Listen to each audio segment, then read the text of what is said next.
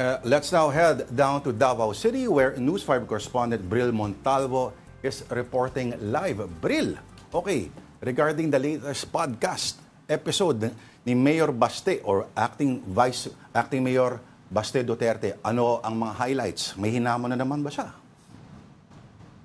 Yes, Lord Denise, tama kayo dyan. No? Kagabi nga sa another episode ng podcast ni Davao City Acting Mayor Baste Duterte, marami na naman siyang patutsada hinggil sa administrasyon at lalong-lalo na kay House Speaker Martina Romualdez. At isa nga sa sinabi ni Acting Mayor Baste na ang dahilan umano ng panggigipit or itong impeachment ng Kamara kay Vice President Sara Duterte sa kanyang kapatid ay dahil gusto umanong pumosisyon ni House Speaker Martin Romualdez bilang Pangulo ngayong 2028 presidential elections. At ayon nga kay Baste ay sinabihan niya si House Speaker Martin Romualdez kaya nananalo siya doon sa kanyang lugar or sa kanyang distrito tuwing halalan dahil binibili umano niya, binabayaran umano niya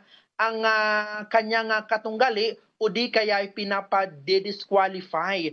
At maanghang din ang sinabi ni Acting Mayor Baste Duterte sa administrasyon ngayon ni Pangulong Bongbong Marcos at ang sabi nga niya ay naniniwala siya na dahil sa issue ng leadership kaya marami ang korupsyon dito sa bansa, especially ito nga taon-taong national budget ng bansa. At tinawag din ni Acting Mayor Baste Duterte ito nga 2025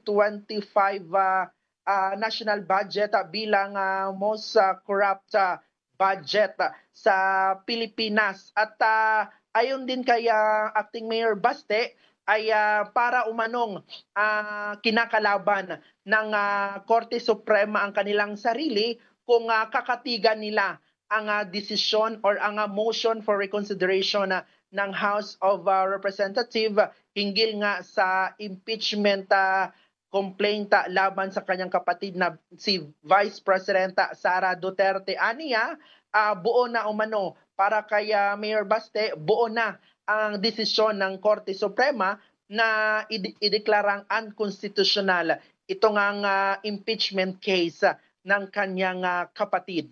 Yun lang yung mga nasabi ni Acting Mayor Baste Duterte sa kanyang another episode ng podcast niya kagabi. At ngayong hapon din, idagdag ko lang, ay may aktibidad si Vice President Sara Duterte dito sa Davao City in line na rin sa selebrasyon ng 40th Kadiwan Festival dito sa Davao City. Pangungunahan niya ngayong alas 3:30 ng hapon ang pagbubukas ng tribal village kung saan itinatampok ang 11 tribo ng Davao City ngayong hapon sa Magsaysay Park dito pa rin sa lungsod.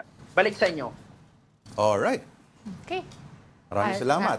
Ang ating News 5 correspondent sa Davao, si Bril Montalvo. Thank you, Bril.